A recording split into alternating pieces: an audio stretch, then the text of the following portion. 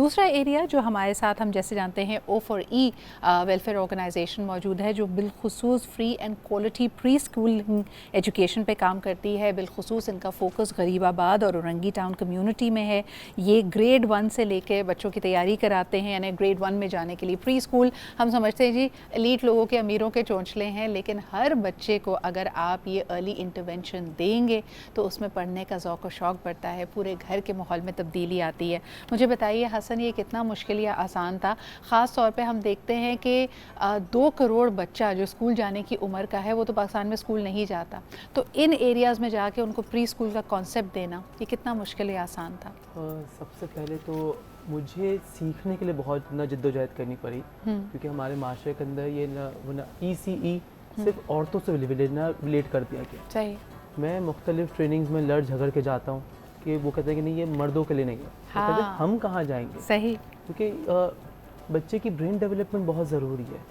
अब आपको पता है कि ना जितने प्राइवेट स्कूल का सेटअप है वो एक तो एक्सपेंसिव है, और ये जो आबादी के बच्चे हैं उनको भी ज़रूरत है, क्योंकि गवर्नमेंट स्कूल्स के अंदर ना प्रॉपर EC का सेटअप नहीं है। तो ये बच्चे जब ना ग्रेड 1 में जब इनरोल होते हैं तो वो मार खा के निकल जाते हैं। हाँ। और वो ड्रॉप आउट हो जाता है। तो जब भी हमने ये प्लान आउट किया कि हम इस चीज़ पे काम करेंगे। ये कितनी अहम बात है। EC से मैं आप लोगों को बताऊं, this is early childhood training. जब आप समझते हैं, आपने कभी शायद इस बारे में सोचा भी नहीं होगा, और हम बड़े इसको अजराहन मजाक कर लेते हैं हसन, कि बच्चा अभी पैदा नहीं होता जो middle class, upper middle class, elite class में है, कि माँ बाप लाइनों में लग के बड़े बड़े प्री स्कूल में उसका एडमिशन कराने की बात करते हैं। लेकिन ये ज़रूरी है, और मुझे लगता है आपने बिल्कुल सही कहा, ये हर बच्चे का हक होना चाहिए। जब बच्चा एक घरेलू माहौल, और आप इन घरों का माहौल भी इमेजिन कर सकते हैं जहाँ वसाइल कम हैं, बच्चे के लिए कोई डेडिकेटेड स्पेस मौजूद नहीं है, वालदा के पास हो सकता है फैमिली साइज़ इतना बड़ा है कि बच्चे को देने के लिए वक्त या सिखाने का वक्त नहीं है।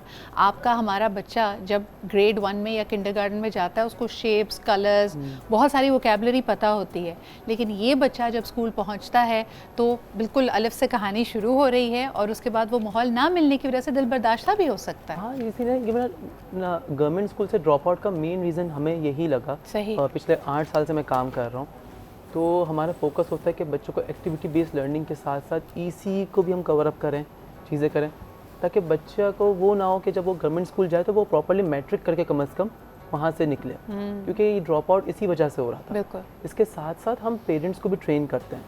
पेरेंट्स की हम ना अडल्ट लिटरेसी पे भी काम करते हैं, क्योंकि जब बच्चा होता है वो अगर ये बात औरंगी का, वो तो सर ना वो ना ज़्यादा स्मार्ट होता है, तो वो स्ट्रीट स्मार्ट होता है। हाँ, स्ट्रीट स्मार्ट होता है। सही। तो वो पेरेंट्स को थोड़ा सा घुमाता है। तो फिर हमने इस चीज़ को आइडेंटिफाई किया कि नहीं, पेरेंट्स जब पढ़े लिखे नहीं है तो उनको हम इतना पढ़ाते हैं कि वो ना होमवर्क डायरी को ना पढ़ सकें, बच्चों को क्या काम मिला है। सही।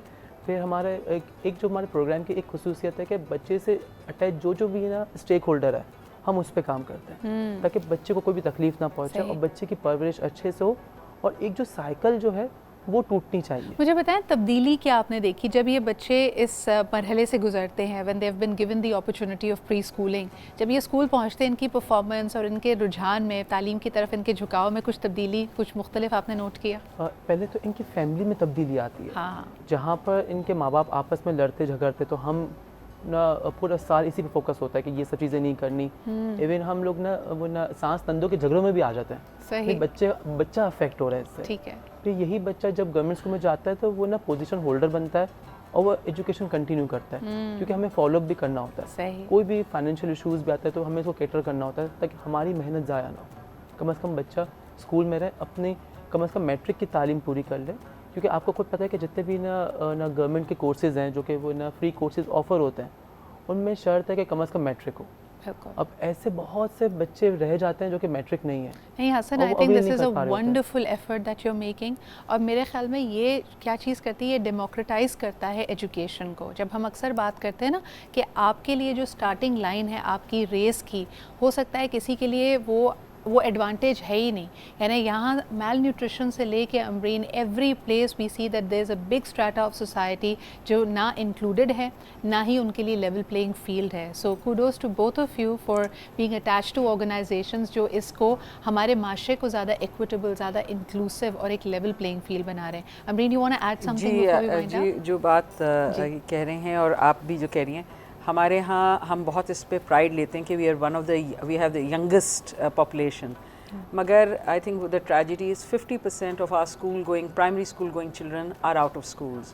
जो 50% जा रहे हैं, जो 25% गवर्नमेंट उसमें जा रहे हैं। AKU की अभी कुछ अरसे पहले ही जो इवैल्यूएशन हुई थी, उसने ये कहा कि किसी भी ज़बान में, किसी भी लेवल पे, किसी भी लैंग्वेज में उस स्टैंडर्ड का बच्चा 2 जुमले नहीं लिख सकता। मैट्रिक का बच्चा मैट्रिक के स्टैंडर्ड के 2 जुमले नहीं लिख सकता किसी भी ज़ुबान में, ना अंग्रेजी में, ना उर्दू में, ना इंग्लिश में, उर्दू, सिंधी, किसी में भी नहीं।